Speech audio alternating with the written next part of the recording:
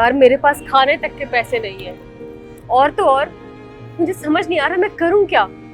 ना ही शहर में मैं किसी को जानती, नौकरी के नाम पे कुछ नहीं है मेरे पास, पैसे तक नहीं है। समझने की कोशिश कर, अगर तेरे पास कुछ मदद हो जाए तो बहुत अच्छी बात होगी। अरे यार, जब तेरे को बोला पैसे नहीं है तू तो पीछे पड़ गई। यार मैं पीछे नहीं पड़ रही हूँ, बस तुझसे पूछ रही हूँ। अगर नहीं कर सकता तो चल कोई बात नहीं, मैं कुछ और देखती हूँ। क्या करूँ समझ नहीं आ रहा।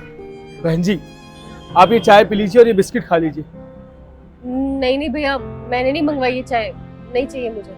मैडम मुझे पता है आपने ये नहीं मंगवाई, लेकिन मैंने ना आपकी सारी बातें सुन ली हैं। आपने 2 दिन से कुछ नहीं खाया, आप ये खा लीजिए। भैया देखो, मेरे पास आपको देने के लिए पैसे नहीं है, अगर होते तो मैं खुद ही मंगवा लेती आपसे खाना, मुझे नहीं चाहिए चाय। मैडम मैंने आपसे पैसे नहीं मांगे, ये ना सब मेरी तरफ से है, आप ये खा लीजिए। पैसे नहीं चाहिए मतलब फ्री में दे रहे आप ही मुझे? ऐसे ही समझ लीजिए मैडम। और क्या मैं आपसे पूछ सकता हूँ कि आप इतनी परेशान क्यों हैं? आपके साथ क्या दिक्कत हो गई है? क्या बताऊं भैया? देखिए मैडम, दुख ना बांटने से कम होता है, अगर आप मुझे बताएंगे तो आपको अच्छा लगेगा। देखिए भैया, मैं अयोध्या से हूँ। उस शहर में तो अगर लड़कियां पढ़ भी जाए तो भी बहुत बड़ी बात होती है। मैंने तो पढ़ लिख के दिल्ली जैसे शहर में इतनी अच्छी नौकरी भी पाली थी।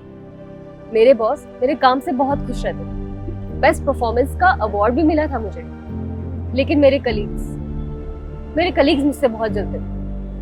उनको अच्छा नहीं लगा कि मैंने इतने कम टाइम में इतने अच्छे गोल्स अचीव कर लिए।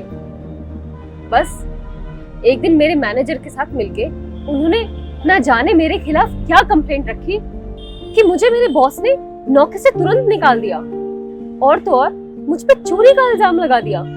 मतलब उस कंपनी में मैंने अपने दिन रात एक कर दिए थे, इतनी मेहनत करी कंपनी को आगे ले जाने के लिए।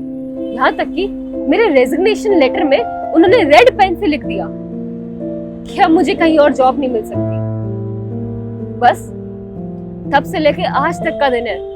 इस बात को पूरे 1 महीना हो गया भैया। अब आपको तो पता ही है, दिल्ली जैसे शहर में एक दिन भी निकालना जिसके पास पैसे ना हो उसके लिए कितना मुश्किल है। मेरी जितनी सेविंग्स हुआ करती थी मैं सब घर पे भेज दिया करती थी। अब अगर मैं ये सब अपने घर में बताऊंगी तो मेरे घर वाले तो मुझे वापस बुला लेंगे। अब वापस बुलाएंगे ना तो मैं वहां रह नहीं पाऊंगी। क्या बताऊं भैया, अपने घर में अकेले सिर्फ मैं कमाने वाली हूँ। मेरी 2 छोटी बहनें हैं, मेरे पापा नहीं है। सबसे बड़ी बहन मैं ही हूँ और अपने घर का सारा पैसा वैसा सब मैं ही देखती हूँ। लोग कहते हैं ना कि जब परेशानी होती है या किसी के ऊपर कोई भी दिक्कत आए तो सबसे पहले अपने ही साथ छोड़ते हैं। ये बात सच है। अपने दोस्त को ही फोन करी थी मैं, मुझसे कहता था कि तुम्हारे लिए दिन रात एक कर दूंगा, तुम जो कहोगी जैसा कहोगी वैसा करूंगा।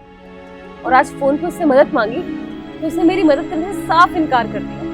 ये दुनिया भी ना भैया बहुत मतलबी है। मैडम आपके साथ ना बहुत बुरा हुआ है और आपकी बातें सुन के ना मुझे भी बहुत दुख हुआ है। आप एक काम करिए, आप ही चाय पीजिए, मैं 1 मिनट में आया।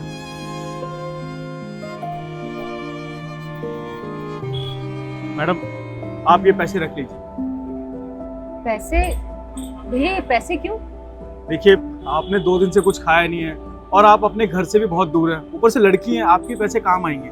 आप जैसी लड़की हमें समझ रहे हैं, मैं ऐसी लड़की नहीं है। देखिए दीदी, हम आपको गलत नहीं समझ रहे हैं और हम आपको एक बात बता दें, हम भी गांव से शहर में आए थे कुछ काम करने के लिए और हमारे पास भी अच्छी अच्छी डिग्रियां थी, लेकिन हमें कहीं भी काम नहीं मिला।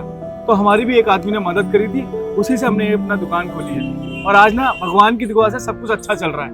तो हम सिर्फ इंसानियत के नाते आपकी मदद कर रहे हैं और इतने बड़े शहर में आप अकेली हैं और ऊपर से लड़की हैं, हम समझते हैं। आप ये पैसे रख लीजिए और जब आपकी अच्छी नौकरी लग जाए तो आप हमें पैसे वापस कर देना। लेकिन भैया मैं ये पैसे कैसे ले सकती हूँ? मैं तो आपको जानती तक नहीं हूँ। आपने मुझे चाय पिलाई फ्री में, वो समझ में आता है, लेकिन इतने सारे पैसे नहीं रख सकते हम। देखिए मैडम, मेरी दुकान यही है, मैं कहाँ भागे जा रहा हूँ। और आप भी कल को नौकरी लग जाएगी तो आप वापस कर देना, और नहीं भी करोगी तो कोई बात नहीं, आप ये पैसे रख लीजिए। पक्का भैया? जी। बहुत बहुत धन्यवाद भैया, बहुत बहुत धन्यवाद। मैं आपको बता नहीं सकती, मैं बहुत खुश हूँ। आपने मेरी मदद करी, एक अनजान होके आपने इतना सोचा मेरे बारे में, मेरे लिए यही बहुत बड़ी बात है। जिन लोगों को मैं जानती थी, जिनसे मैंने मदद मांगी, उन्होंने तक मेरी मदद करने से साफ मना कर दिया। और आपने एक अनजान होकर भी मेरा दर्द समझा।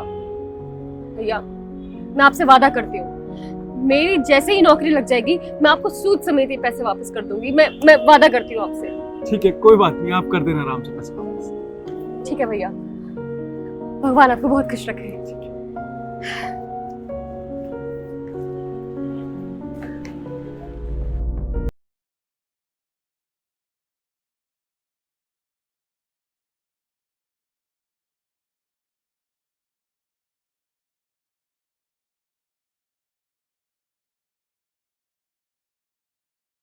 ये किसने करा? मैडम, वो एमसीडी वाले आए थे, उन्होंने मेरी सारी दुकान तोड़ दी और ये भी बोला कि अगर दोबारा ये दुकान लगाई ना तो मुझे जेल में डाल देंगे। अब मुझे तो समझ ही नहीं आ रहा कि मैं क्या करूं। ये सब छोड़िए मैडम, आपका सब कुछ ठीक है ना? आप 6 महीने बाद आई हैं। हाँ भैया, मैं ठीक हूँ। वो मेरी नौकरी लग गई थी और मैंने आपसे वादा किया था, जब मेरे पास पैसे हो जाए तो मैं आपके पैसे वापस लौटाने आऊंगी। तो सबसे पहले तो आप अपने पैसे ले लीजिए। नहीं मैडम, हमें कोई पैसे नहीं चाहिए और आप उस दिन मजबूर थी, इसलिए हमने आपकी मदद करी थी। ठीक है भैया, अगर आपको पैसे नहीं चाहिए तो कोई बात नहीं। वैसे भी पैसे की जगह अगर मैं आपकी पैसों से ही मदद करूं तो वो बात इतनी अच्छी थोड़ी होगी। लेकिन मेरे पास ना आपके लिए एक काम है। काम है? क्या काम है मैडम? मुझे अच्छे से याद है, आपने मुझे बताया था कि आपकी बहुत अच्छी क्वालिफिकेशन भी है और आपके पास डिग्रीज भी है, और ये चाय का काम तो आप मजबूरी में कर रहे थे।